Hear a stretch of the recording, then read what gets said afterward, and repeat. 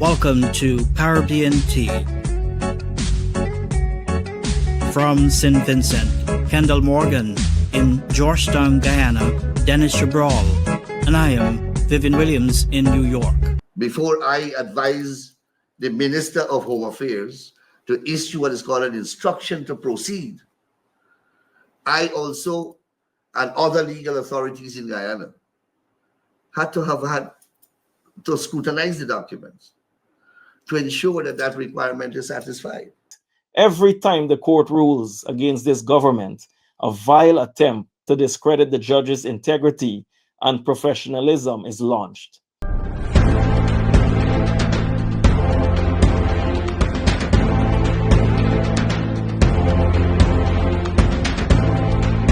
This is Caribbean Tea, the podcast where we start apart on the region's most pressing issues: social, cultural, economic, legal, and political, with unflinching honesty and thoughtful analysis.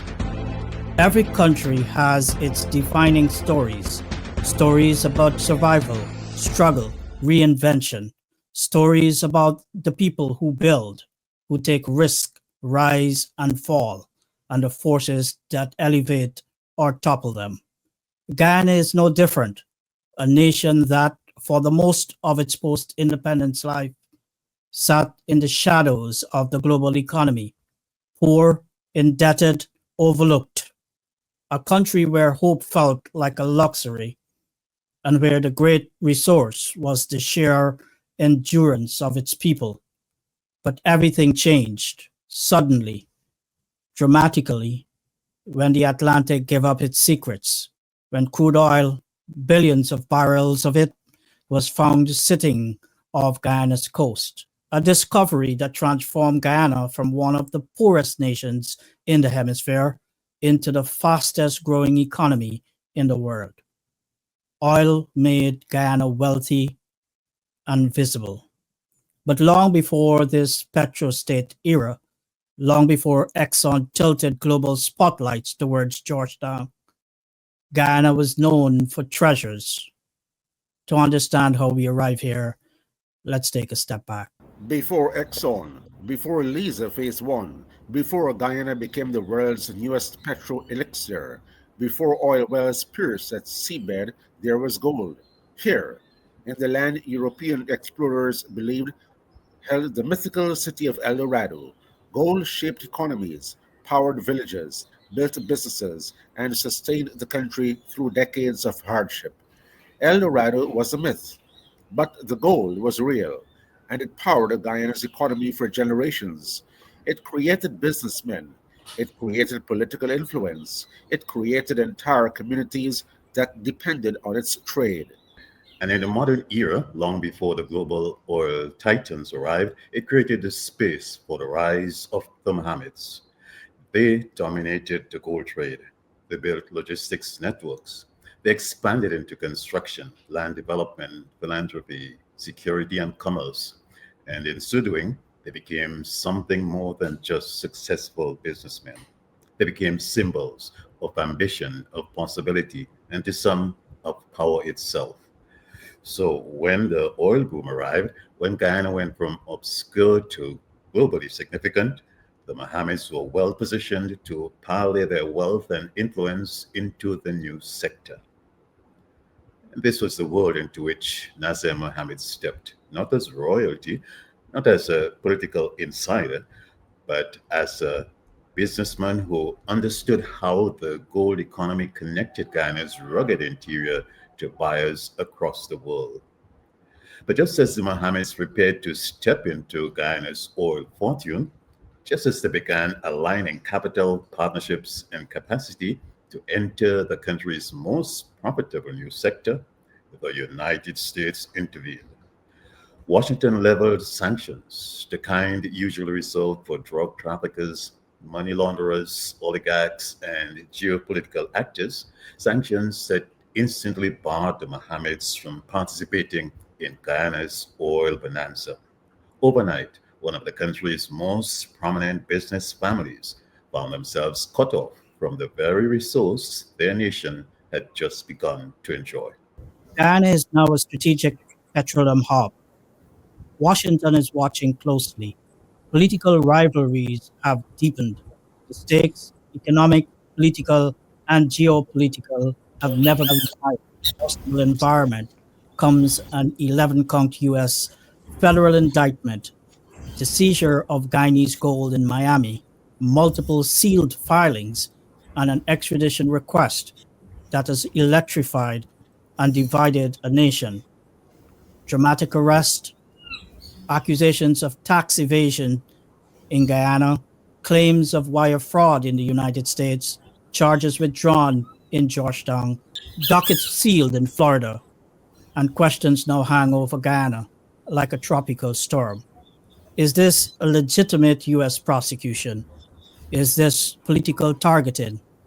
Is the Guyanese government a neutral facilitator or an active combatant trying to neutralize a political threat? What does this extradition really mean for Guyana's democracy and sovereignty? This is Caribbean Tea. Let's begin.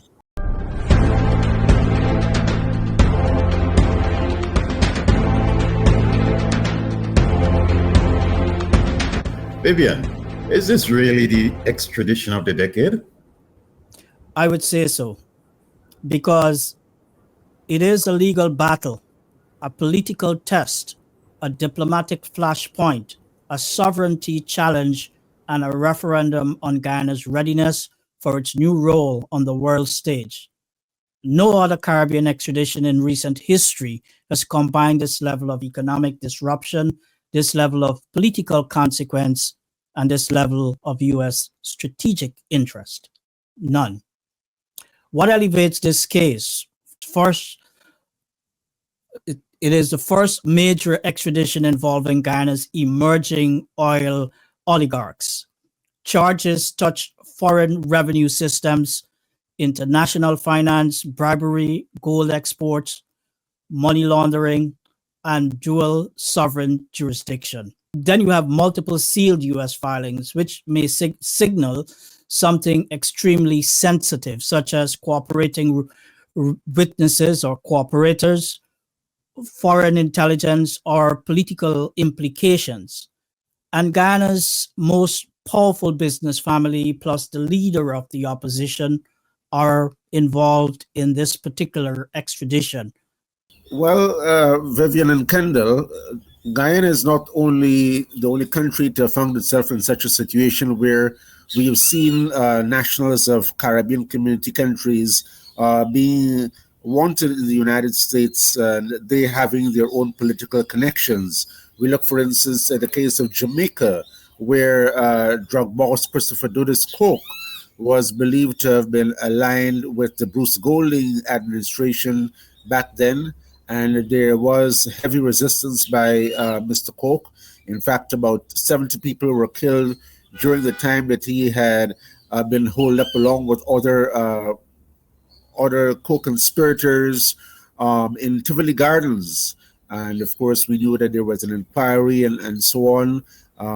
And that itself did shed some light about the level of accountability in Jamaica and the alleged political linkages between Dudus Coke and the powers that be at that time. Eventually, he gave up himself and he went to the United States. And in Trinidad, closer home, we have seen only 2 months ago the end of a 10-year-long battle by former FIFA Vice President Jack Warner. And of course, we know there that he himself had been a minister in a government at one time, and so there was that element of politics involved. Although the UK Privy Council, which is Trinidad and Tobago's highest court, ruled that he should have been extradited to the United States to face charges for financial crimes, to face trial rather for financial crimes. Eventually, the matter came back to the High Court in Trinidad, which found that there was no quote-unquote specialty arrangement for Mr. Warner's extradition. And that document having not been found, really left the judge with no other decision but to scrap any effort to push ahead with extradition of Mr. Warner to the United States.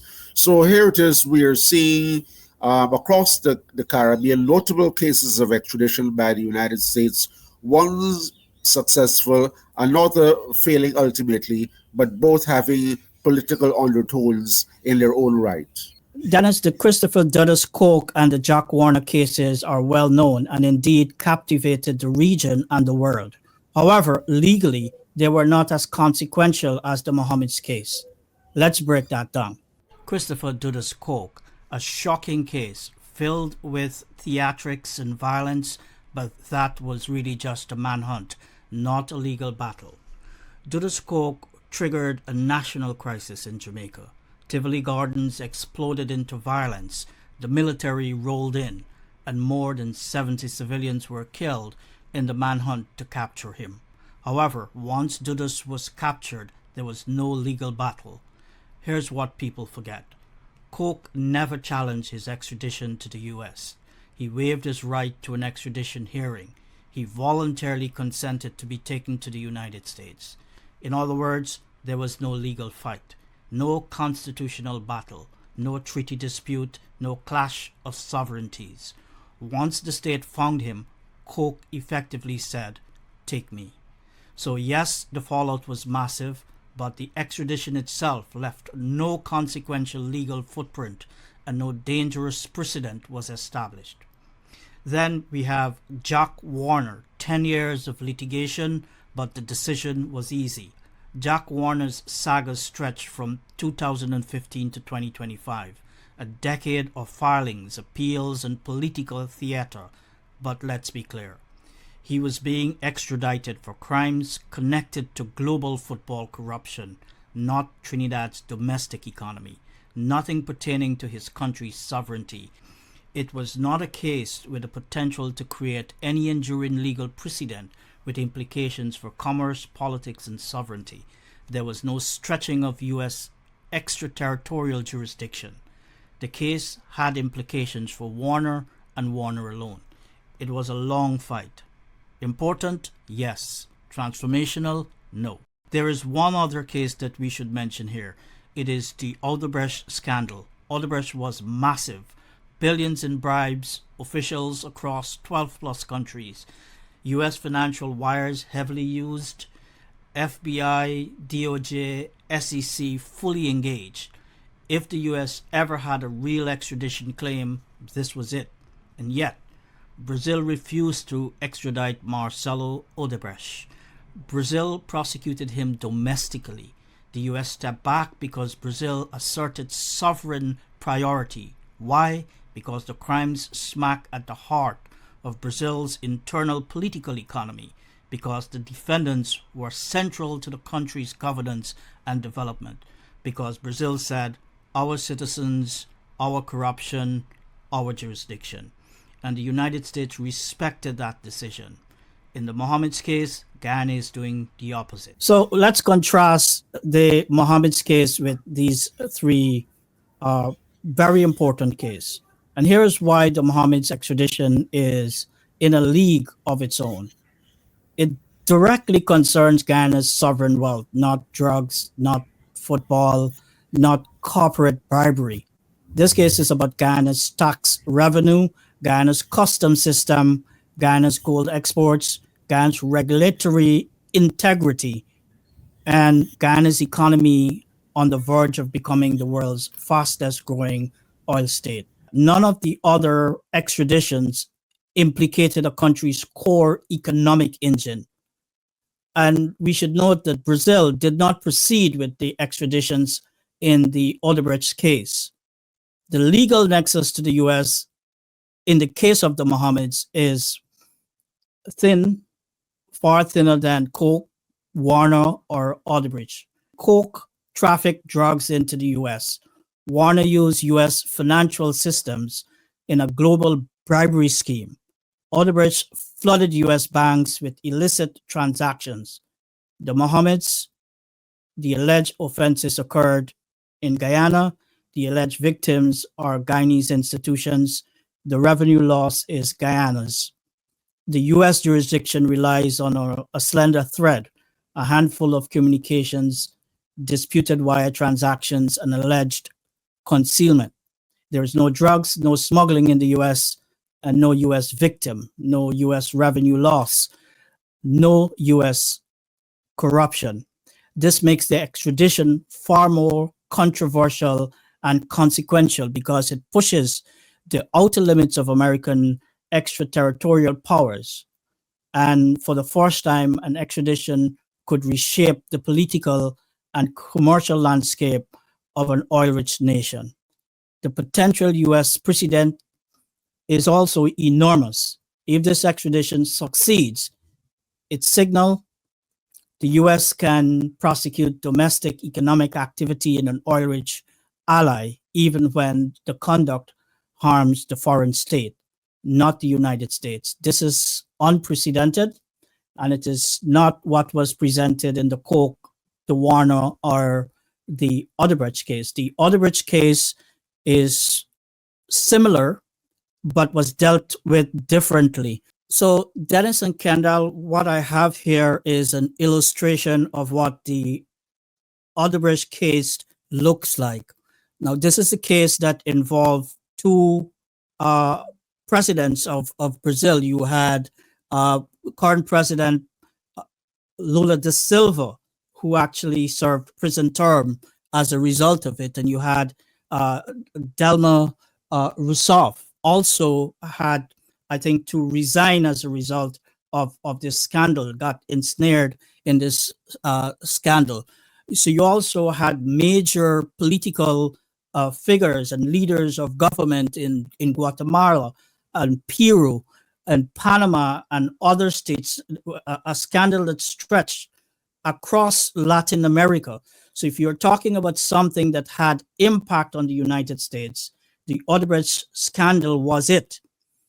And what the United States did, it did not extradite the politicians from Brazil. It stepped back and allowed Brazil to proceed with the prosecution of its political figures and its major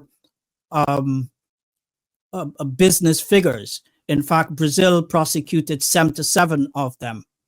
And for the United States part, what it did, it extradited, I think, was the former president of Peru from the United States to Peru for that country to deal with the domestic crimes that were committed. And we have to note that in the case of the Odebrecht scandal or situation, what you had were companies that were actually listed on the United States Stock Exchange. You had integral operations within the United States, but because of the sovereign nature of it, Brazil stepped forward and it dealt with its political issues in Brazil. And the United States returned politicians in other countries like Peru from the United States rather than bringing them from those countries to the United States.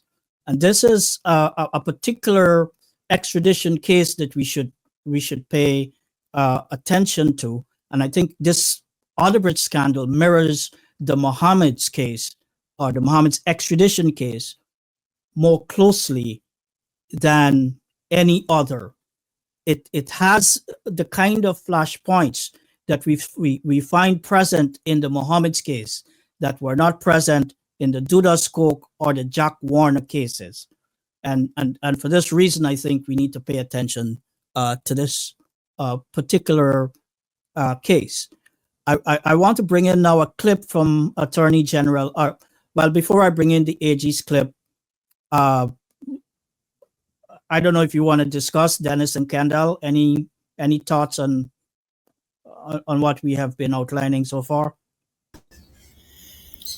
I just want to point out that it would appear as though that in many Latin American jurisdictions, they tend to give precedence over their domestic courts, domestic trials, over an extradition request. Say in the case of Panama, You may recall some years ago, back in the 80s, the United States had actually gone into Panama and extracted then sitting President Manuel Noriega and took him to the United States for trial for narco trafficking. Um, well, I'm not so sure if they had done so through the legal process, that is to say the court system, that they would have gotten him so easily, because I'm reliably informed that Panama is one of those countries that does not easily have its nationals extradited, especially where the offenses can be put on trial, where the suspects can be put on trial in the domestic courts. Take into consideration, Dennis, that we make a particular distinction with drug trafficking, where you have drug trafficking moving drugs into the United States. That creates a U.S. problem, not necessarily a problem for the domestic regime. When you're talking about matters that pertain to corruption within a country, a bribe within the state itself, you're talking about matters that go towards the sovereignty of the state. So the Manuel Noriega case is sort of different. That would be more like the Dudus Coke in Jamaica. It's the reason why I make the distinction in terms of how countries treat matters of sovereignty, sovereign resource, and matters that have an impact on the commercial and political landscape of the country. The MOHAMEDS case fall into that category. It's the reason why I point out that it may not necessarily be merely the extradition of the decade, but more so the extradition of the century. Because when we look back at the major extraditions that have occurred during the century, we do not see the flashpoints we see in the MOHAMEDS case. The other case that has these significant flashpoints, these significant political sovereignty, social, and economic impact on the domestic jurisdiction would have been the Odebrecht scandal. But there we see that where those issues arose, there wasn't any extradition.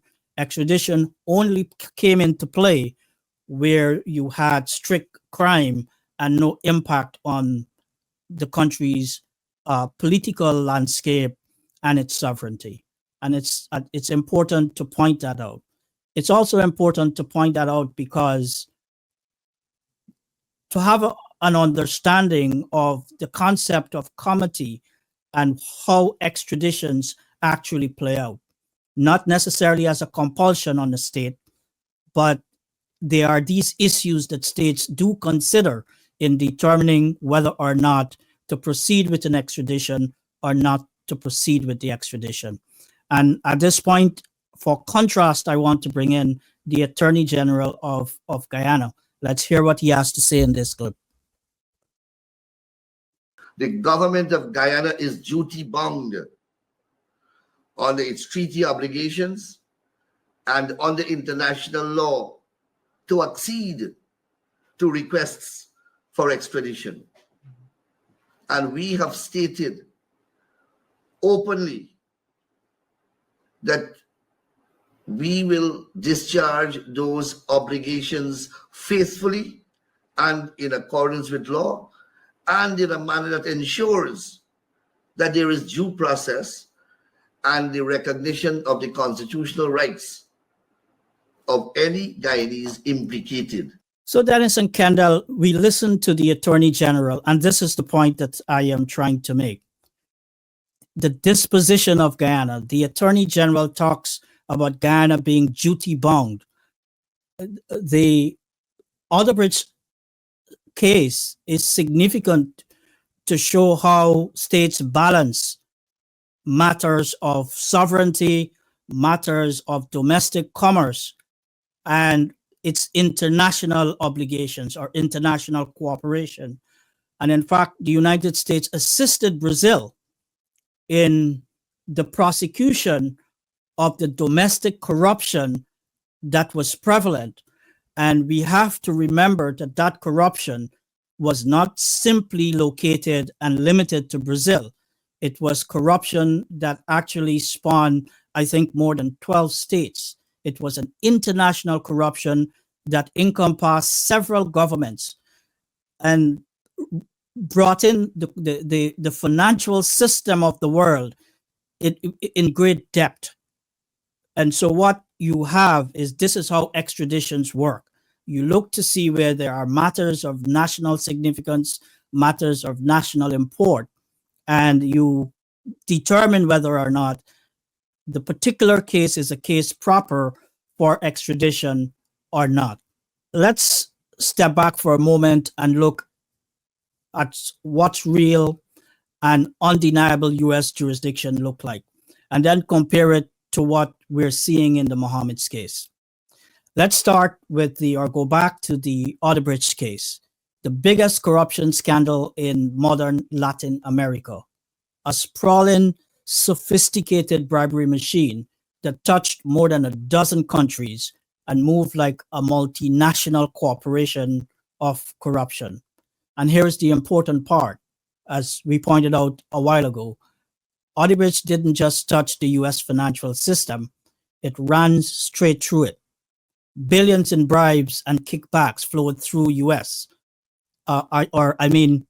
correspondent banks. Dollar transfers were cleared through New York. Encrypted communications and financial instructions were routed through US-based servers. The Odebrecht petroleum arm was listed on the New York Stock Exchange. So you had a company that had a listing on the US Stock Exchange and subject to US security laws. This is what lawyers call a robust jurisdictional nexus. And we see it in the Odebrecht case, which was plugged entirely and completely deeply into the American financial bloodstream. And yet Brazil did not extradite a single major Odebrecht executive to the United States, not one. And the question is why? Because Brazil made a sovereign decision. These are our people. This corruption damaged our democracy. We will prosecute our own. And they did. Brazil arrested Marcelo Odebrecht. Brazil prosecuted 77 executives, including presidents. Brazil ran Operation Car Wash as a national reckoning, and the United States stepped back, even with massive US financial exposure. And even with its own laws violated, the US respected Brazil's sovereignty in individual prosecution. And we look now at what is taking place in Guyana with the Mohammeds. In the US, the indictment against Nazar and Ashruddin Mohamed, the government points to what? A handful of emails, a couple of routed phone calls, alleged wire fraud that hinges on digital communications that may or may not have passed through US servers. Now compare that to the Odebrecht tsunami of US wires and billion-dollar transactions. And here you have the supposed US nexus is as I've pointed out in our previous episode, is nominal, if it exists at all. And the conduct that the US is pursuing is sort of spurious. They could possibly prosecute, but there are some weakness and some overreaching in order to mount a prosecution. So it is not a US tax offense, really. It is not harm to the US markets. It is not bribery of US officials, as we saw in Odebrecht. And it's not a corporate fraud affecting US investors. Guyana's revenue is at play here. Guyana's sovereign wealth, natural resource, particularly gold, is at stake here. And we are talking about a systemic problem if the allegations in the indictment are correct. So you have sovereign resources belonging to the Guyanese people, And yet, in this case, the U.S. pushes for extradition. Guyana genuflects and is simply passing the baton. It withdraws its own charge, and the government clears the runway for a foreign prosecution involving alleged violation of its own revenue law. Right? So, this is what we need to recognize as the difference and what is at play. And I think that this comparison is important because what happens with Odebrecht, this was a significant Brazilian company. The company did not disappear. Brazil did not allow its indigenous company or an indigenous company to be destroyed because of a mere allegation or because of criminal conduct. What happened, Odebrecht actually rebranded, it changed its name, it now operates under a new name. Brazil prosecuted its people and barred those people from participating in the company. So what it did in that case was preserve the commercial space, preserve a significant domestic company, and prosecuted the individual, got them out of the way. So in a sense, it purged its political and its economic landscape, its commercial landscape. And that's really what should be taking place in Guyana. There should be a reckoning in Guyana to purge the political and the commercial space of actors who act in ways that they should be imprisoned or barred, not simply passing the buck on or over to the United States, destroying what is an significant indigenous company in the country, because you don't know, there could be other significant economic players in Guyana that are next, and this could have a significant national security impact if you have companies that may involve in things like your power sector, things like your money exchange, your financial sector, if they're going under. When you have major companies going under, they could also carry major banks. And we are not looking simply in the context of Guyana. We have to look at if this kind of precedent is created, Caribbean economies, whole economies could simply go under, and you could have a ripple effect across the region.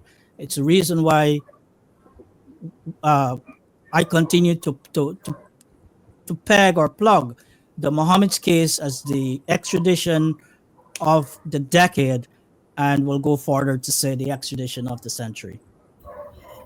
Right, but Vivian, in all of this, shouldn't we be strongly considering the evolution of relations between states, probably evolution of mutual legal assistance, when you look at the fact that, according to the indictment, for instance, that the United States financial system was used allegedly by the Mohammeds in furtherance of the evasion of taxes in Guyana, and also used to facilitate the movement of gold and so on through the U.S.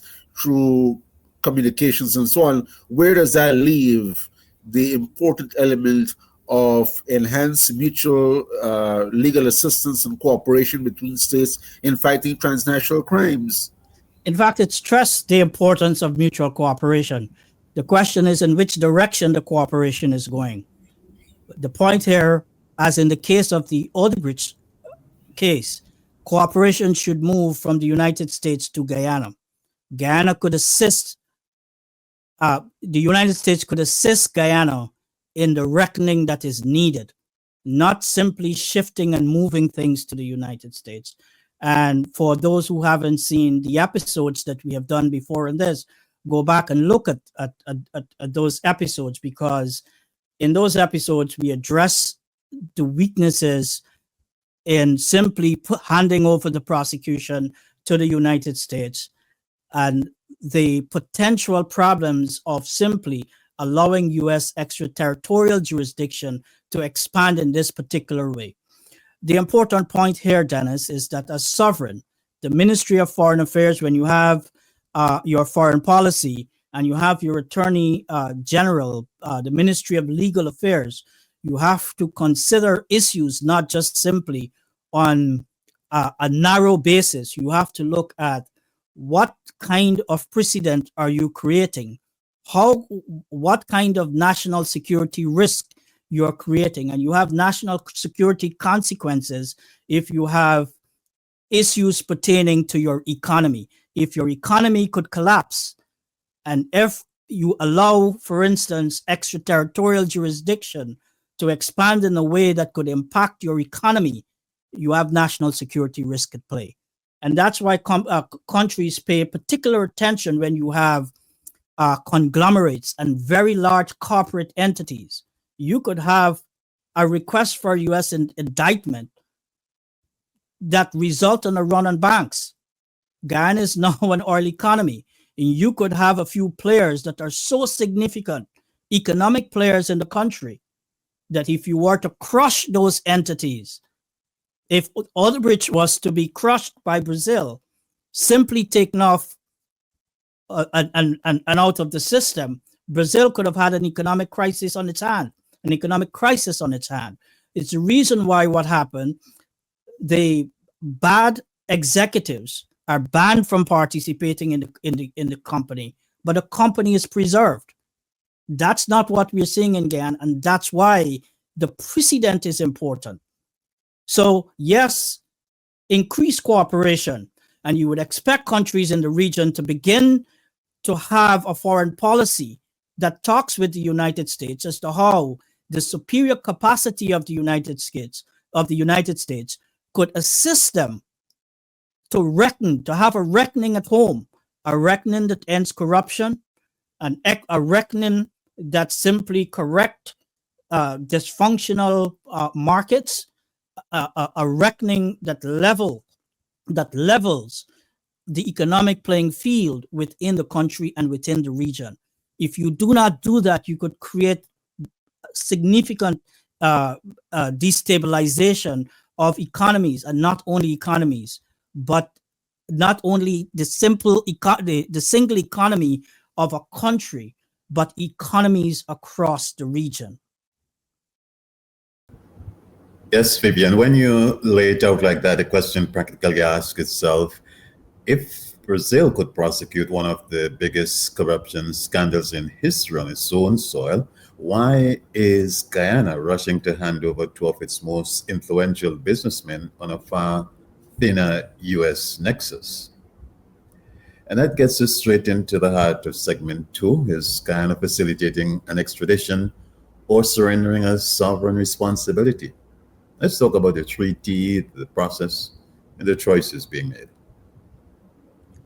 Well, we could map what has taken place so far, so that we could have an objective discussion that help our viewers and the various stakeholders to understand how things have been playing out. Let's take a look at this. All right. Now, this is a timeline we have on the screen of how things have played out so far. Let's look at this timeline.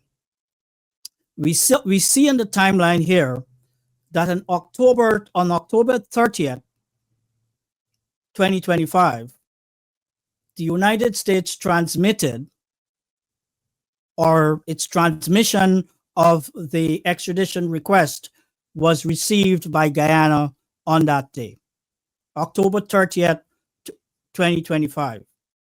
When we look at the timeline, what do we see? 24 hours after, on October 31st, there was an authorization to proceed with the extradition warrant. That authorization was issued by several ministries in Guyana that have oversight to proceed. Within 24 hours, on the same October 31st, the Mohameds were arrested by heavily armed, masked police officers in the streets of Georgetown and taken before a magistrate's court. Now, we fast forward. The Mohammeds before a magistrate in Georgetown on October 31st. And on November 6th, what happened?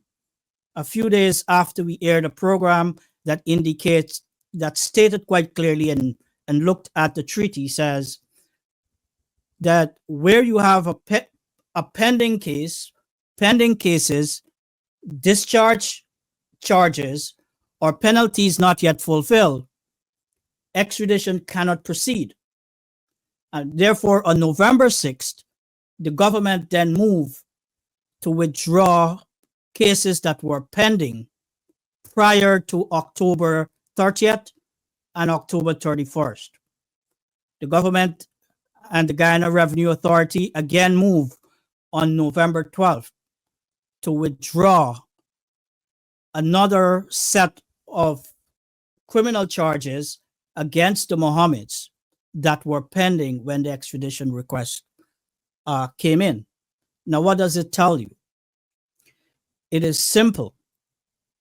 On October 30th and 31st, when the extradition request was received and when the authority to proceed was signed off by several ministries that have oversight in this respect, that there was in fact a violation of the treaty, because the conditions, all of the conditions for an extradition to proceed were not satisfied. More importantly, what happened, Dennis and Kendall, is that the government went into the court and simply asked and strenuously argued and fought for two of its prominent citizens, including the presumptive leader of the opposition in the country, to be remanded. In furtherance of an extradition request, which based upon the requirements by the treaty that the government says it is using to fulfill that extradition request, that an extradition request could not have gone forward. These are the significant issues that we must address and we must look to when we simply say, oh, well, what about mutual cooperation? And when we begin to overreach and over-facilitate, this is what could happen. Fortunately, the magistrate in Guyana did not remand the Mohammeds on that day, because they would have been remanded on the basis of an authority to proceed with an extradition warrant, which authority was given at the time when the conditions for pursuing or proceeding with an extradition warrant was not satisfied. And I want to go to another clip with the AG and hear him speak, and let's listen to him talk about the whole process, the process that came or what is required before the authority to proceed is given. Here is the AG. The process begins with the receipt of the documents, including the request, at the Ministry of Foreign Affairs. It is then transmitted to the Minister of Home Affairs. The Attorney General, who is the principal legal advisor of the government of Guyana, and the most senior legal officer of the state of Guyana, is then activated to advise the government of Guyana on the way forward. And the government of Guyana very early committed to this process in keeping with our existing relationship with many countries in the world of cooperation, rendering and extending mutual assistance in criminal matters. And those countries include the United States of America. Here we have the Attorney General describing an elaborate multi-agency, multi-ministry process before the authority to proceed is actually signed off, and describing that that occurred in Guyana within 24 hours. Is it the case that none of these vital ministries and officials took note with a checklist? Are there pending criminal charges? Yes, no. Are there convictions for which and penalties that have not been satisfied? What careful deliberation was held? And the nation must recognize that this happened one business day before the leader of the opposition was scheduled to be sworn in as a member of parliament after people voted for him. If remanded, as the government expected,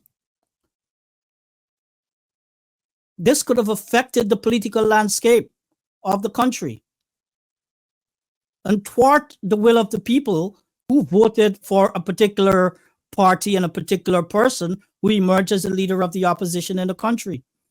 And so, Dennis, when I stress the importance of sovereignty and stress the importance of these specific ingredients that are present in the Mohammed's case that distinguish them from the Dudus Coke case, which was simply a very violent and extensive manhunt, and distinguish them from the Jack Warner case, which was just simply a lengthy prosecution, back and forth, a lot of paper pushing. But in the end, there was no precedential significance to these cases. Dudus Coke case did not even involve him simply fighting the extradition process and going through the hearing. That became a sort of a movie dramatic scene because of the fight, the hunt for him. So Dudus Coke is only relevant in the context of the manhunt, in the context of precedential value and impact on Jamaica and the region. It does not have the same level of significance as the Mohammed's case. So if I'm hearing you correctly, in the Mohammed's case, it's not just a matter of the Guyana government seeking to cooperate on this matter, but that there seems to be an eagerness to appease the U.S., to get what the U.S. is requesting done. Maybe even bending over backwards to get it done. And does this seem to suggest there may be other interests at play? It seems as if we have gone past the phase of merely basis to suggest. When you look at all of what is taking place, and we must take into consideration the fact that while in the past, the meeting to appoint or to elect the leader of the opposition didn't always occur shortly after parliamentarians were sworn in the absence of a good reason why it has not taken place, one cannot overlook that. I think that the important issue here is not only a haste in which the government is moving to have the extradition and proceeded with the authority to proceed, or sort of signing off with the authority to proceed, is the failure, the haste, and the lack of interest and due diligence to comply with the treaty. The significant efforts that are being made to sidestep, to circumvent the treaty. First, signing off on an authorization to proceed when there could have been no authorization, or when no authorization consistent with the requirement of the treaty could have been granted. That is a clear violation of the treaty. And here's why I think this is significant. You have the issue of disclosure. Did the government and its foreign lawyers disclose to the magistrate when they took the Mohammeds before the court and asked the court to remand them that they were pending charges against them for which the treaty dictates that extradition could not have proceeded? And as an emerging significant global player, where you would expect Guyana to begin to really work on its foreign policy, its foreign relations, and how it positions itself on the foreign stage, one has to ask, how did this miss everyone? And I think it's a significant issue, not only because what happened on that timeline occurred, but because no one raised it. No one raised it. The second thing is that when the magistrate declined to remand the Mohammeds, the government and its supporters and its advocates were furious. Now imagine this sort of fury that the magistrate did not remand the Mohammeds when there was an authority to proceed that was not legitimate, in total violation of the treaty that the government cites as the foundation for which extradition is proceeding. I mean, we have Dennis here, a journalist. Dennis, do you want to chime in here? On the face of it, because I have nothing else to go with except what is being assumed, the treaty which Guyana inherited from Britain in 1966, that is the US-UK extradition treaty, does in fact say clearly that there shall be no extradition if indeed there is a trial in the territories of the high contracting party, in this case Guyana. So I think that it was against that background that the authorities decided to withdraw the case to allow for the extradition. Again, I hear your point earlier that the United States perhaps should have been facilitating a trial in Guyana for these crimes by providing the necessary resources, perhaps evidence and expertise. But again, we don't know what exactly the U.S. has in those unsealed documents that are in the docket. And therefore, I believe that in light of the fact that the extradition request was made, the authorities had no other alternative but to discontinue those cases. The other thing we have to take into consideration too is that it does appear as though that there are possibilities in which all of these matters can be raised, some of which you have pointed to from a constitutional perspective. And I have a seeking suspicion that some of these might very well be under active consideration by the lawyers, because we heard, for instance, in the court on the 24th of November, 2025, at the latest appearance by the lawyers for Mr. Mohamed in the extradition case, that they intend to raise a number of constitutional points, and indeed a matter may be headed for the Constitutional Court of the High Court. So I'm saying all of this to say that we are not exactly seized with all that's available and how the sequence of events may have played out, if indeed they were politically driven or not.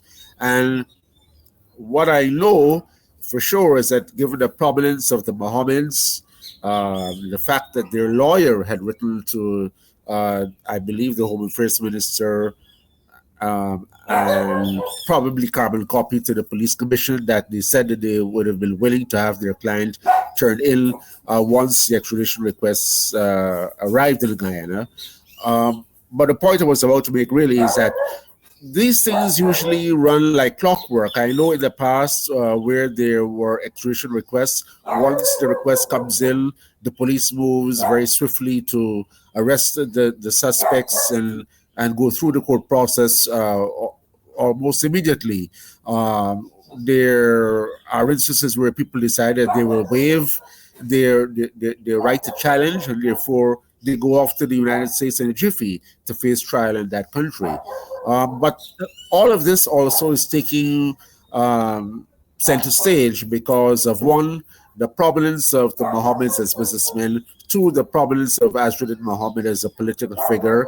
Someone you challenged the incumbent party at the last elections, and three, ultimately, the party led by Mr. Mohamed has certainly won the highest number of seats in the opposition benches. So there are these factors that one may say commingle, or they are coincidental at this particular juncture of Guyana's political and legal history, and should not be discounted. But of course, we have to be wary of what is before us in drawing too much of a conclusion one way or the other. Well, Dennis, I want to take you up on that. Here's what we know as a fact, that the foundation of authority for the Minister of Home Affairs, the Foreign Ministry, and the Attorney General, the Ministry of Legal Affairs, what they claim to be the foundation of authority is a treaty. And that treaty doesn't mix or mince words. It says that if there are pending charges, red flag 1, you cannot proceed with extradition. That has nothing to do with sealed dockets in Miami. And so if you're doing due diligence, the first thing you have to ask is to check the system to make a determination whether or not they are in fact pending cases. And then you also have to check to see if there were discharge cases pertaining to the same offense or similar offense. And you also have to check to see if the subject of extradition is liable to the state. If not, you're not running a sovereign state. It's a banana republic. And I think that for the journalists, and if the parliament was truly independent, that you would have parliamentary proceedings to question how could a minister of foreign affairs and home affairs and legal affairs sign an authority to proceed with a warrant of extradition or a request for extradition when the foundation of authority for that extradition was not satisfied at the moment the signature was appended. How then does, and who authorized in the circumstance to request the remand of a subject of the sovereign? The sovereigns have a duty to protect their subjects. And the other thing that you said, that with respect, we don't know what is in the sealed docket. Look, an indictment is an indictment. You read the indictment. Evidence don't exist in sealed dockets in court. The indictment speaks for itself, or the indictments speak for themselves. And which is the reason why shouldn't we be differentiating? Go ahead. Shouldn't we be differentiating the extradition process as opposed to actual extradition? What Article 4 is saying, the extradition shall not take place. It doesn't Well, say the extradition process shall not commence. The extradition process is that you can't comment a process where the conditions are not satisfied. And But so isn't the government, for instance, through the DPP, dropping these charges so that the extradition can take place? Well, Dennis, let me put it this way and see if this will make it clearer.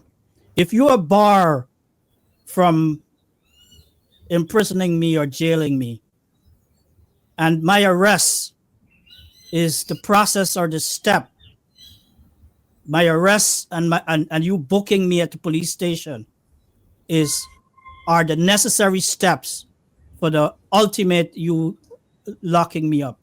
How could you then arrest me and book me and say, well, I was barred from locking you up, but I wasn't barred from taking these steps, which I'm only permitted to take for that ultimate outcome, which is to lock you up? How could that make sense? We have to make sense as a nation, and we have got to call institutions and persons elected in offices, we have to hold them accountable. The treaty is clear. The treaty is also clear that regardless what the crime is, regardless what the sealed docket might be, that you cannot simply withdraw cases, as the Attorney General points out, pave the way in order to permit extradition. And you also have to look at the letter and the spirit. And I use the Odebrecht case to point out the way things happen and what comity and what is the expectation in the international community with respect to these matters. It is not just simply a state or a government in office simply playing hanky-panky, because if that happens, the sitting government could simply play hanky-panky with people it dislikes, and particularly political opponents. We're talking about the leader or the presumptive leader of the opposition. And it's the reason why the state should have been even more careful in handling the matter. Having looked at what has happened so far and how things played, the speed at which the government tried to move things along, etc., let's confront a much harder question. Is the government of Guyana really acting as a neutral facilitator of the extradition treaty? Or is it acting as a political combatant? Well, that's an interesting question, Kendall. And I think it is layered on what we have been talking about all the while. Like, we could consider the fact that if you receive an extradition warrant, and even if it was permissible for you to withdraw pending charges to facilitate the warrant, that you would hold the extradition request, that you would hold the request until all necessary conditions were in place before you simply issue an authority to proceed. But you have the authority to proceed being issued in a rush. What was the rush? Was it simply the fact that Parliament was to convene the next business day? What was the rush? These are factors we must consider, and a nation must ask questions when it considers this case. And let's listen to this other clip from the Attorney General in terms of how the government is actually pursuing the prosecution. We have 3 lawyers who are from Jamaica. Jamaica is a country that has many extraditions, has had many extraditions, successful extraditions. An entire gang, the Dudus gang, was extradited out of Jamaica not so long ago. These lawyers who we retained were deputy directors of public prosecutions in Jamaica. they dealt with many, many extradition requests and extradition proceedings before. Well, Kendall, there you have it. This is an important layer. If the government is a neutral facilitator, following the letter and the spirit of the extradition treaty, why there's a need for foreign prosecutors? You know, the Attorney General keep referencing the Marcus Bisram case and how the United States sent back Marcus Bisram to Guyana. Do you think that the United States hire some King's Counsel from London or went to the Caribbean or someplace and hire lawyers outside of the United States in order to make sure Marcus Bisram is returned to Guyana? Why would the government, if it is a neutral facilitator, find it necessary to hire foreign private lawyers to prosecute this matter? Does it really have a stake in the outcome of the matter?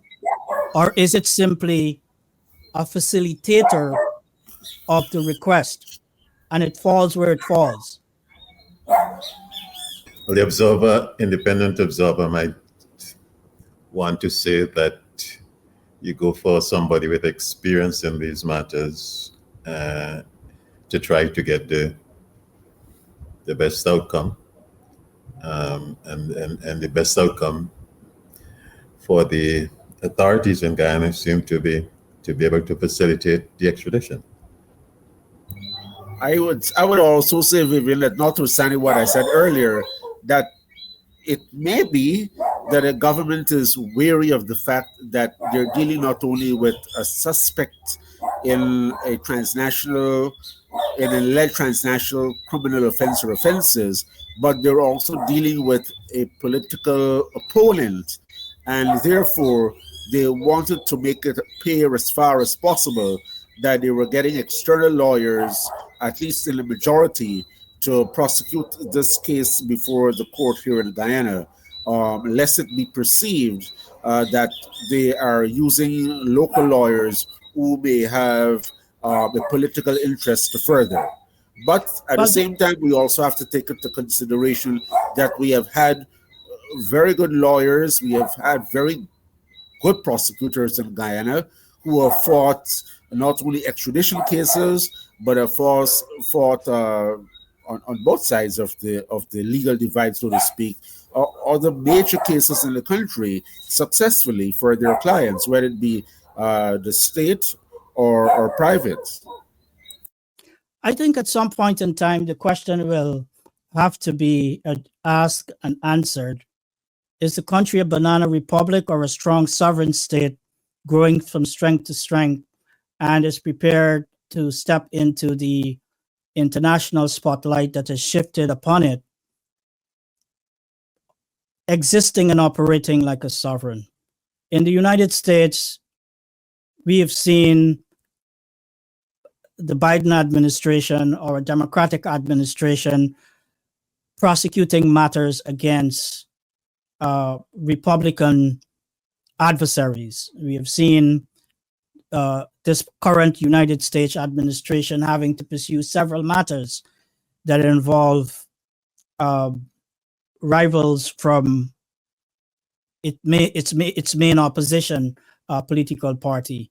I don't know that countries, as a logical and proper excuse, say that, well, once someone from the other side is involved, we have to bring foreign prosecutors.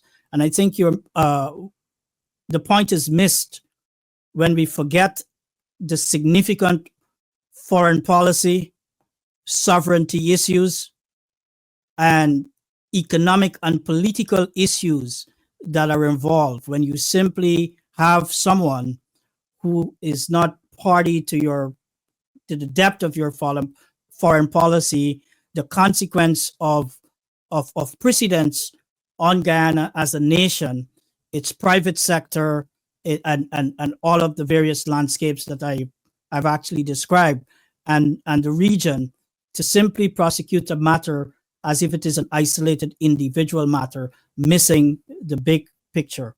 And I think that we need to ask those questions if we simply begin to populate our minds with every little bit or iota of excuse or explanation that a government could throw at us, and we accept it, when the institutions that should challenge and hold a government accountable do not take into consideration the fact that, well, you got an extradition request, you don't have the conditions to proceed are not satisfied, yet you proceeded.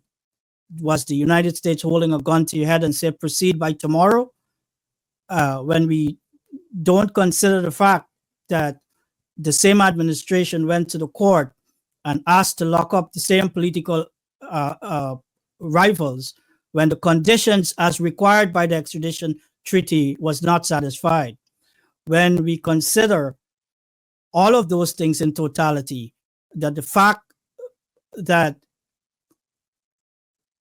you are simply bending back over and removing charges that you ought not to remove. And I've not heard any plausible explanation that the treaty permits you're putting sovereignty and national matters on the back burner in order to facilitate an extradition. And I'll get to that shortly. But when you consider all of that, I also want you to consider this next clip. In extradition proceedings, the request comes from a foreign state. Mm-hmm. In this case, it is the US government. Mm-hmm. The lawyers who are prosecuting this request are representing the interest of the United States of a government. The requesting state is whose interest is being prosecuted. So most naturally, they have a say in who will represent their interest. Under international extradition law and practice, under comity and reciprocity which govern extradition processes across the globe, the country to whom the request is made discharges the obligation of providing that legal counsel, that legal representation, obviously with the approval of the US authority. In this case, because we wanted to avoid and insulate the process from the allegation of political interference, lawyers from outside of Guyana were brought in with the approval of the US government. And yes, the government of Guyana has to pay for that.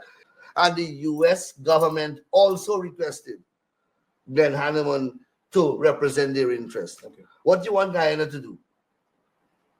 Reject them? Well, Dennis, I think this is a good point to fact check the Attorney General. When we take all that went before, and you take the statement that he is saying that these foreign lawyers were approved by the United States, wasn't there a response from the United States with respect to that statement from the AG? I've not seen an official response in the name of the U.S. government or U.S. embassy with respect to that. But what I do know from looking at the extradition treaties with Jamaica and Barbados, there is a significant role. There are significant rules for both parties, the requested state and the requesting state, as far as provision of the human and financial resources in dealing with the actual extradition process, not the extradition or the movement of the person. The extradition or the movement of the person is handled by the state to which the request has been made. But in terms of all of the legal representation and the costs and so on for Guyana, Trinidad, Jamaica, which I've checked, that seems to be the case. As I said, all of this could probably come out in the wash in the courts or in the politicking. But what I would like to see happen ultimately as I take my leave is that this matter be fully ventilated one way or the other right up to the Caribbean Court of Justice. And let us hear what the Apex Court has to say on these various elements, whether we take into consideration the elements of politics, whether whether Guyana violated the extradition treaty, whether our constitutional has been violated. Let the Apex Court decide ultimately and settle once and for all debates surrounding this request for extradition. I want to take you up on one other thing, Dennis. I think that you're right that this should go all the way to the CCJ, but I peg it as an issue that is not just strictly legal. It involves foreign policy and it involves good executive decision making. I think that the Parliament of Guyana should also have oversight, and there should be parliamentary discussion and hearings as to whether or not the executive proceeded properly. I would also say that the executive is accountable. The legal process is one, but it's not the only process. I think that the withdrawing of charges by the Revenue Authority should also be a matter for which there should be a commission of inquiry. Now, obviously, the executive has to call that commission of inquiry, but here's where advocates and the media must push, not only to simply say the court rules what it rules, and that's the end. Is there sound executive decision making? What is the foreign policy of Guyana, and how the various executive branches are dealing with this issue is a matter that I think that goes beyond the corridors of the courts. One of the challenges we have had in the last parliament is that a number of the standing committees have not had meetings. And I think one of those that certainly did not have many meetings or virtually none, barring two, was the Standing Committee on Foreign Relations. Should the Standing Committee on Foreign Relations be constituted, then it should certainly meet and have this matter ventilated at that level. And that takes us straight into segment 4. What dangerous precedents does this set for extradition, sovereignty, and political freedom in Guyana? Well, I think where Guyana has to be careful is, as I sought to indicate and point out in the comparison with the Brazilian case, that is the Odebrecht case, that this involved significant foreign policy considerations, and extraditions do in fact involve foreign policy considerations. And foreign policy considerations are not just simply restricted to the simplistic view that you have to be a willing, cooperative participant in the international stage, but you have to be cognizant and aware as to when you might be engaging in actions that are creating a dangerous precedent in international law and within a hemisphere, and when you might also be undermining the sovereignty of your country. And I layer the idea of sovereignty as involving several components, some of which involve management, adjudication, and the exercise of jurisdiction over sovereign wealth and matters pertaining to revenue collection, natural resources, etc. I also see as a significant element of that consideration is matters pertaining to the political landscape. Yeah. If nations don't manage how the domestic political landscape is sort of protected from foreign influence and overzealous extension of foreign jurisdiction, what you could have is a dangerous sort of democracy, a very weak uh, environment where foreign actors could determine when one government's time is up and simply use this sort of extraterritorial um, overreach in order to force a government that it does not like or a political actor that it does not like, and also to usher in a new sort of political dynamics in the country.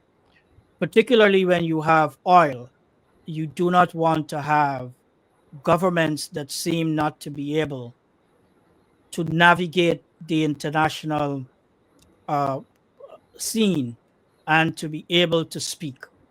If you have a resource as significant as oil, and there is this significant spotlight shifting on your country, and you give the indication that you are so weak that if someone just simply say jump, you just simply say how high and how many times, Yeah. that becomes you become a dangerous steward or manager of the patrimony of the state.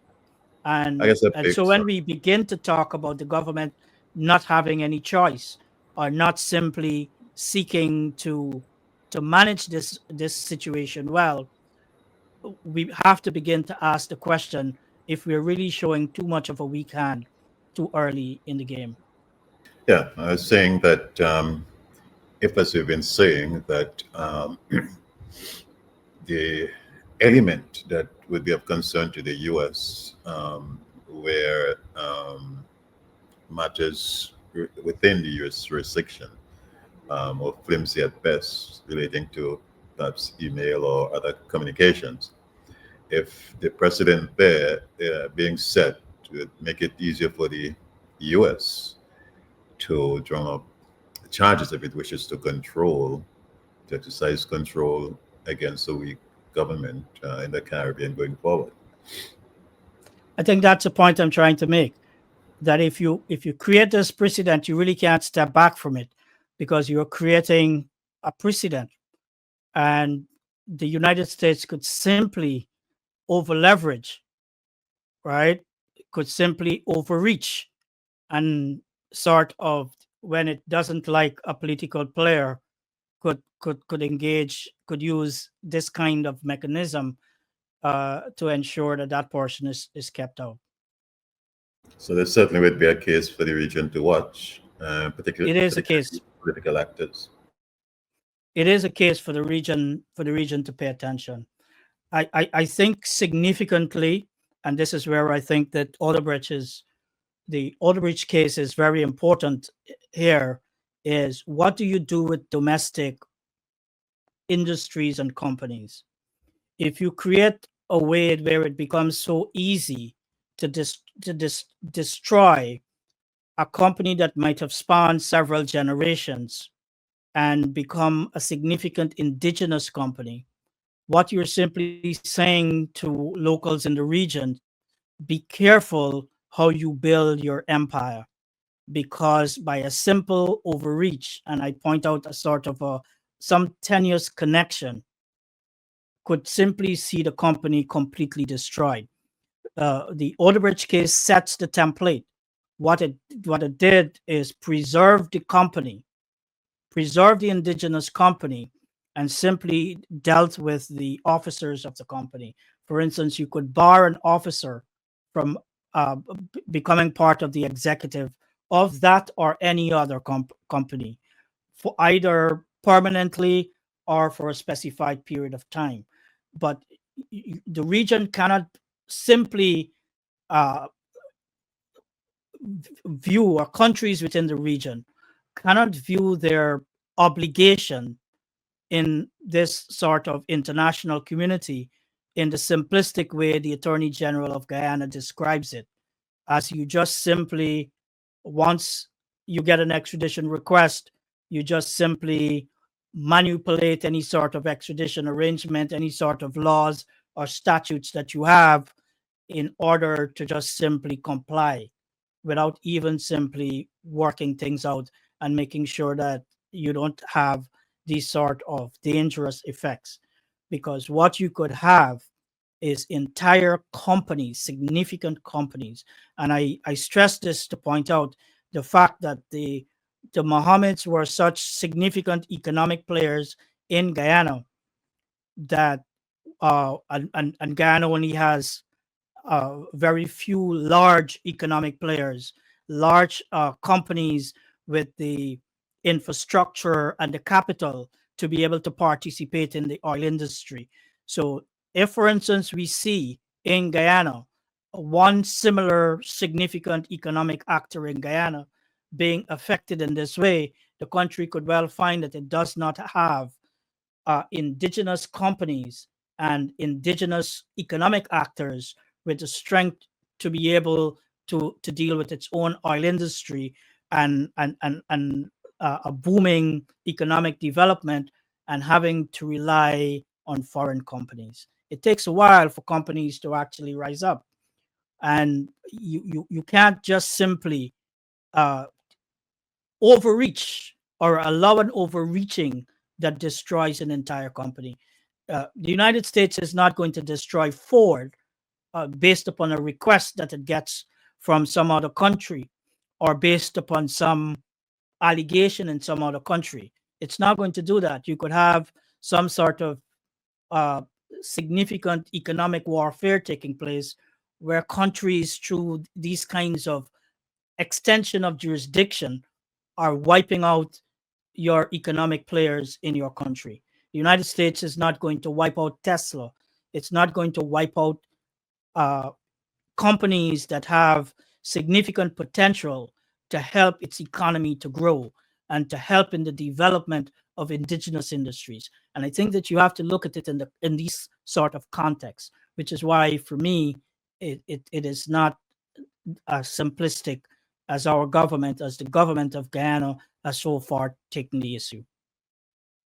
So maybe one way that it could have been approached may have been, and similar to the Brazil case, may have been to look at the Guyana government looking to preserve the business of one of the biggest businesses in Guyana by handling the matter within the Guyana jurisdiction with support, judicial and financial, perhaps from the United States government. If there is not sufficient capacity in Guyana to, especially where evidential matters are required from outside of the Guyana jurisdiction, and for the matter to be dealt with in a way that would preserve the business operations of this Guyanese business. Essentially, seeking assistance from the United States to have reckoning at home, try to deal with the individuals if necessary, if they're culpable, and to deal with the corruption. If you, rather than just simply saying, you say jump, I say how high and how many times. Yeah. This has been Caribbean Tea. Thanks for joining. Stay informed, stay engaged. Until next time.